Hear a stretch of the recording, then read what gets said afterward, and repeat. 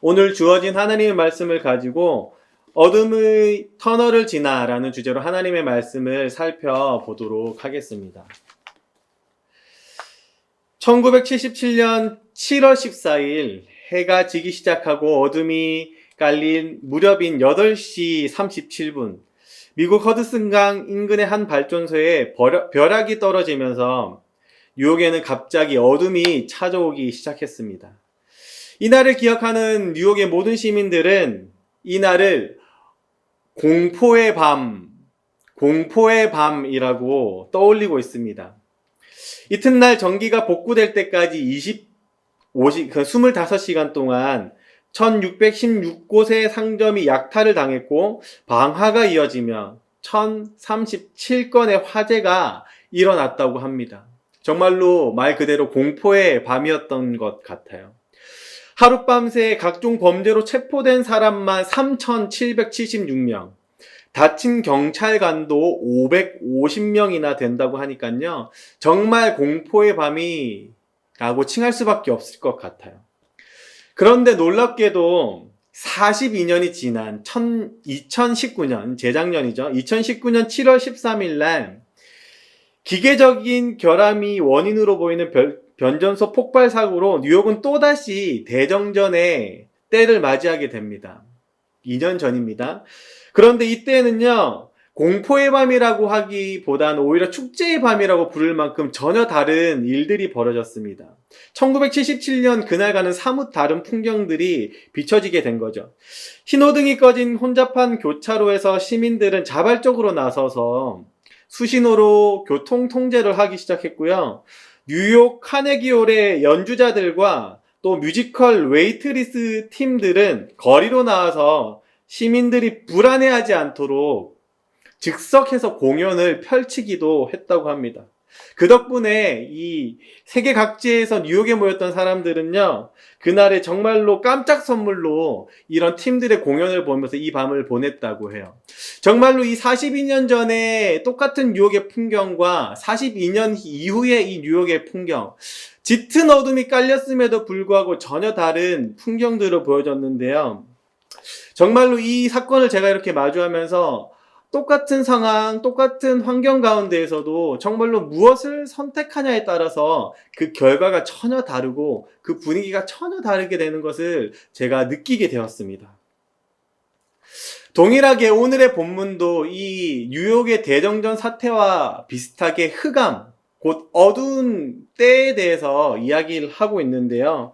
이 흑암이라고 말하는 인생의 극한 어둠 속에서 올바른 선택이 무엇인지, 그리고 이 선택을 했을 때 그 결과가 무엇인지 오늘의 본문도 분명하게 이야기하고 있습니다.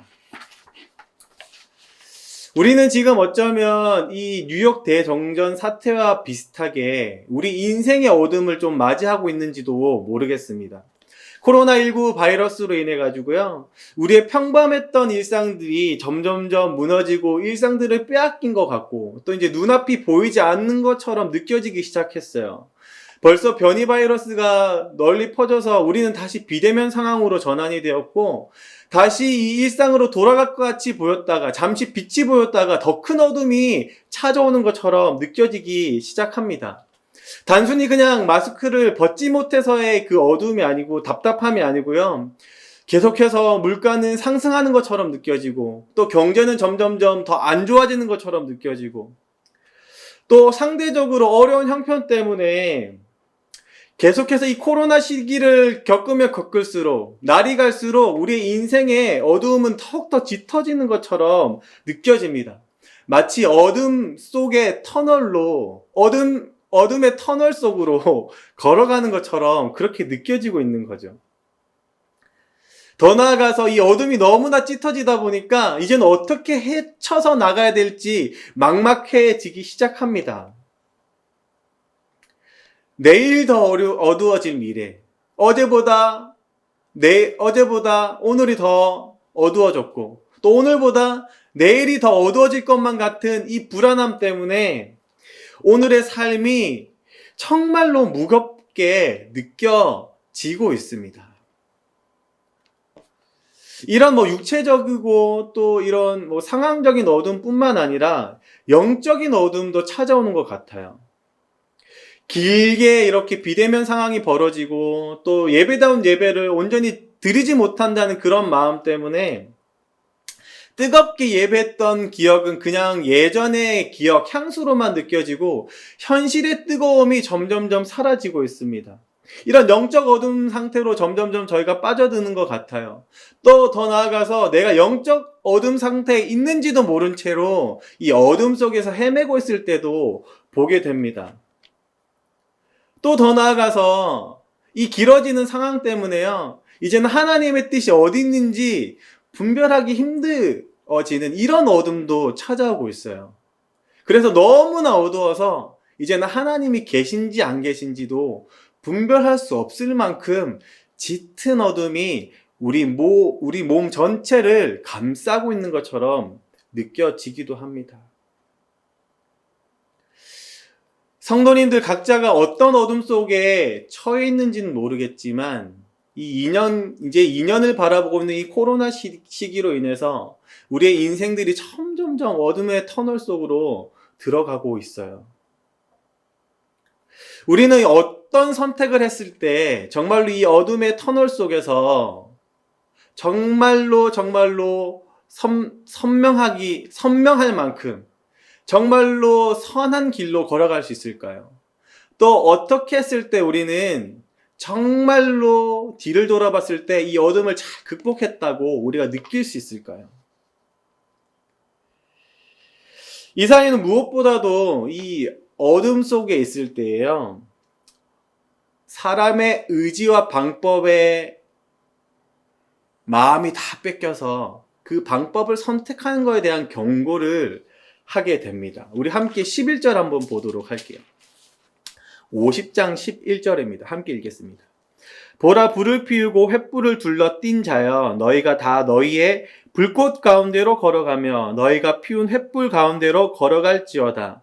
너희가 내 손에서 얻을 것이 이것이라. 너희가 고통이 있는 곳에 누우리라. 사실 어둠 속에서 저희가 이 어둠 만약에 터널을 지나간다고 생각해 보세요. 이 어둠 가운데에서 우리가 불을 찾는 건 당연한 것 같습니다. 그런데 오늘 하나님은 이사야를 통해서 이야기하시는 것은 이렇게 우리의 노력으로 어떤 행동을 하는, 그리고 그것에 의지하는 것이 얼마나 위험한지 이야기하고 있습니다. 자기의 노력으로 불을 피우고 또 오랫동안 탈 것 같은 이 횃불을 만들어서 이걸 들고 이 어둠을 해치려고 하는 이 노력 자체가 너무나 위험하다고 표현해요.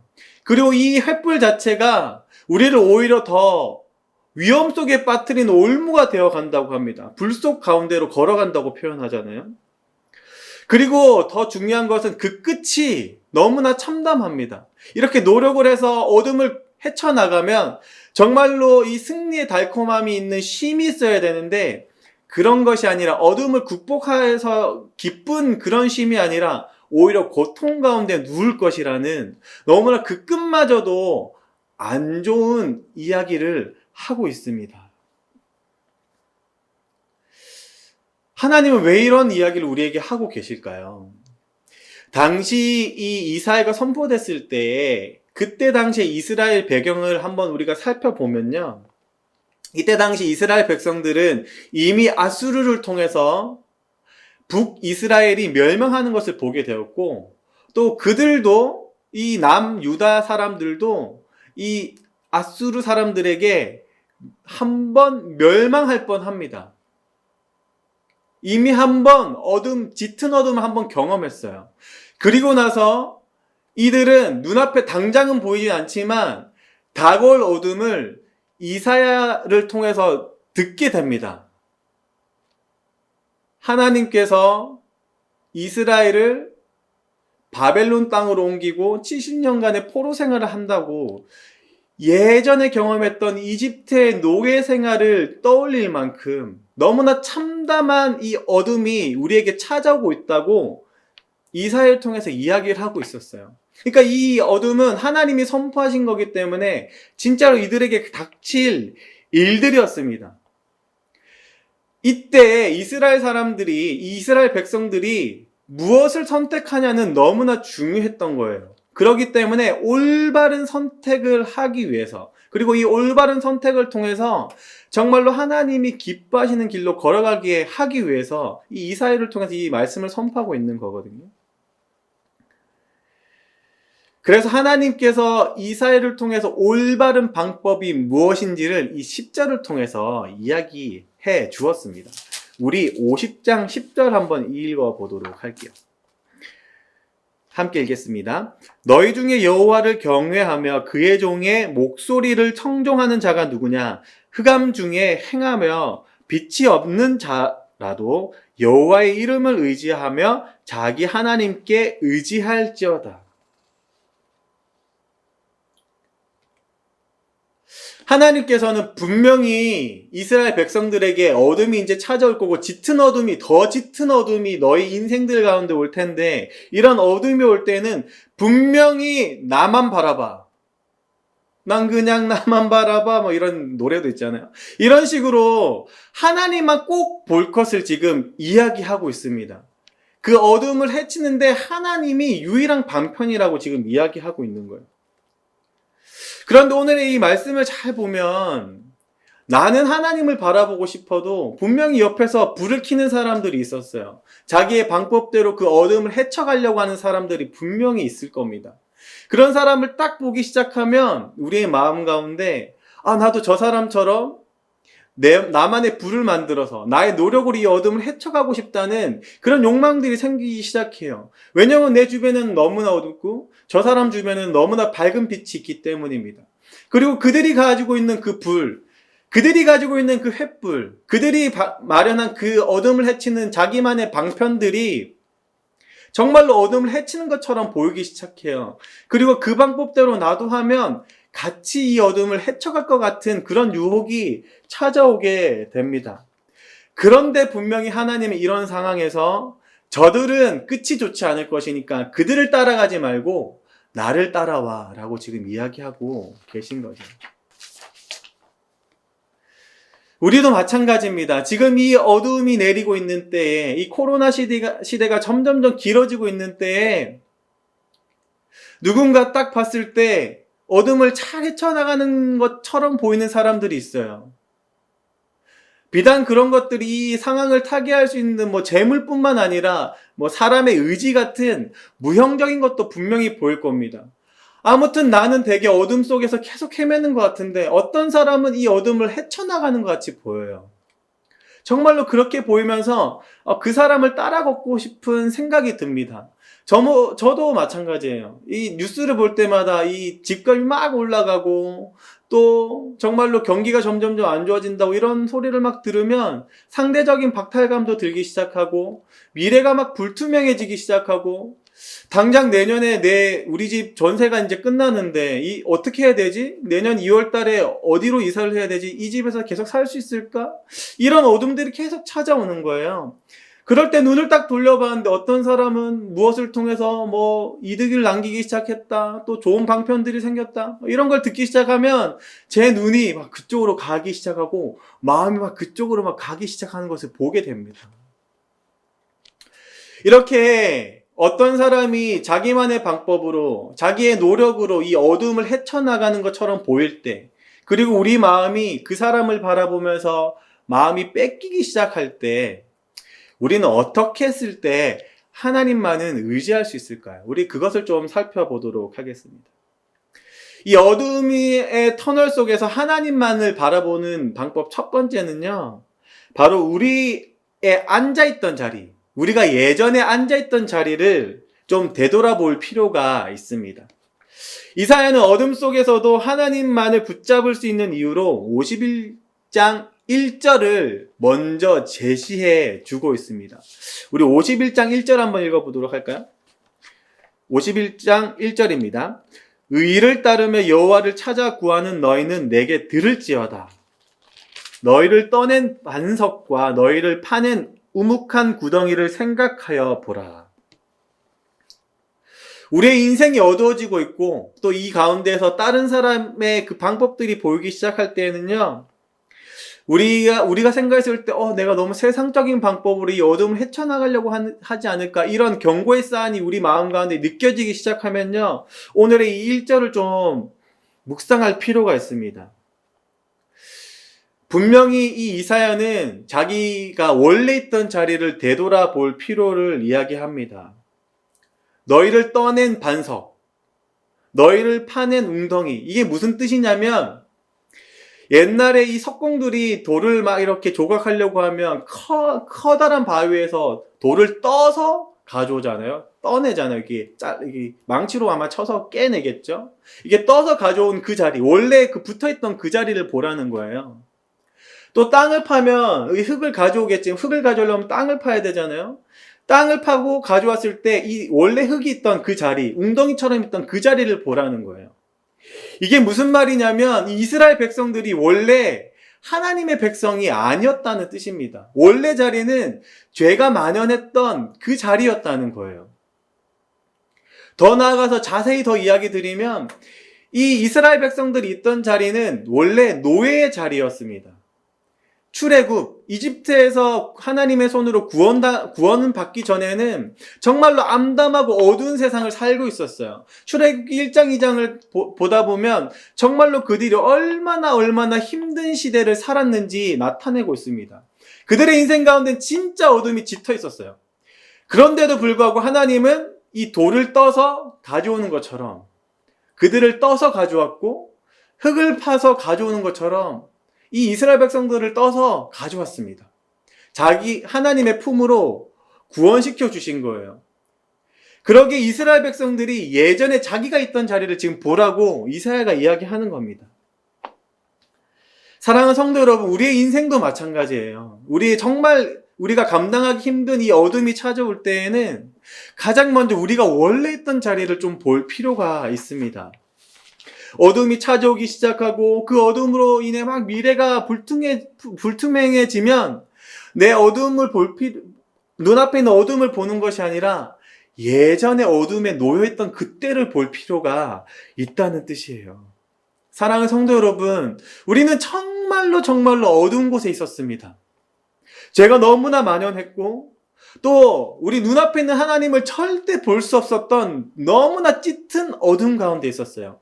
그런데 하나님은 우리를 구원해서 이 자리로 옮겨주셨습니다. 우리가 원래 있던 그 죄가 만연하고 또 어두웠던, 정말로 암울했던, 지금보다도 훨씬 더 암울했던 그때를 바라볼 필요가 있어요. 그리고 그 자리에서 이 자리까지 인도해 주신 그 하나님의 손길을 기억할 필요가 있습니다. 그러면 어느 순간 우리 마음 가운데 이 어둠도 하나님이 이겨내게 하실, 그리고 이 어둠 가운데서도 이 돌에서 떠내서 옮기신 것처럼, 흙에서 파서 옮기신 것처럼 우리를 더욱더 밝은 곳으로 옮기실 수 있겠구나라는 생각이 드는 거죠. 사랑하는 성도 여러분, 진짜 하나님은 우리를 이 어둠 가운데서 구원해 주실 유일한 방편입니다. 그러기에 우리가 이전의 어둠에서 밝은 곳으로 옮겨왔던 것처럼 이때를 기억하길 진짜로 소망합니다. 두 번째, 어둠의 터널 속에서 하나님만을 붙잡는 법. 두 번째는요, 무엇보다도 기록된 하나님의 말씀을 바라보아야 합니다. 이사야는 51장 2절을 가지고 두 번째 방법을 제시합니다. 우리 2절 함께 읽도록 할게요. 너희의 조상 아브라함과 너희를 낳은 사라를 생각하여 보라. 아브라함이 혼자 있을 때에 내가 그를 부르고 그에게 복을 주어 창성하게 하였느니라. 하나님이 이루신 놀라운 일들이 바로 이 성경 가운데 기록되어 있습니다. 우리가 구약 성경에서부터 신약 성경 마지막인 요한계시록까지 보면 하나님의 놀라운 은혜들이 이 삶 가운데 역사했음을 우리가 계속해서 볼 수가 있어요. 그리고 이 이사야는 그 중에서 가장 강력한 아브라함의 이야기를 지금 꺼내고 있습니다. 아브라함의 인생을 우리가 구약 성경에서 보기 시작하면 정말로 놀랍게 일하시는 그 하나님, 정말로 어둠 속에서 건지시고 어둠 속에서 구원하시고 어둠을 다 이겨내시는 그 하나님 우리가 마주할 수 있다는 뜻이에요. 아브라함이 최초에 있었던 곳이 어디신지 성도님 아십니까? 혹시 아시고 계신가요? 맞아요. 갈대아 우르라는 곳입니다. 그곳이 어디냐면 지금 하나님이 이제 어둠이 짙게오는 그 바벨론, 우리를 이스라엘 백성을 멸망케 할 그 바벨론, 그리고 바벨론 사람들이 이 이스라엘 백성들을 잡아서 자기네 땅으로 갈 곳, 그곳이 바로 지금 갈대아 우르 지역입니다. 이스라엘 백성들이 이 이야기를 딱 듣는 순간 우리가 70년 동안 포로 생활 정말 유배가듯이 이 갈대우르 땅으로 가도 하나님이 아브라함을 이 갈대우르에서 인도하셨던 것처럼 우리도 다시 인도해 내시겠구나. 이렇게 지금 성경을 통해서 이 이스라엘 백성들이 바라볼 수 있는 거예요. 지금의 우리도 마찬가지입니다. 이 성경을 볼 때마다 어둠 가운데에서 하나님 빛으로 옮기시는 그 놀라운 애들을 우리가 바라볼 수가 있어요. 정말로 하나님의 약속이 이루어지는 모든 것들 우리가 바라보면서 그 신실하신 하나님 우리가 발견하게 된다는 뜻입니다. 사랑하는 성도 여러분, 이 어둠 때문에 우리 마음 가운데에 정말로 하나님이 보이지 않고 믿음이 흔들리고 있다면, 내 마음 가운데 하나님을 향한 이 확신이 사라지고 있다면 우리의 눈은 지금 성경을, 하나님의 말씀을 볼 때입니다. 우리의 마음이 흔들릴 때마다 이 말씀 가운데 우리의 닻을 내려야 합니다. 흔들리지 않으려면 이 말씀을 봐야 된다는 뜻이에요.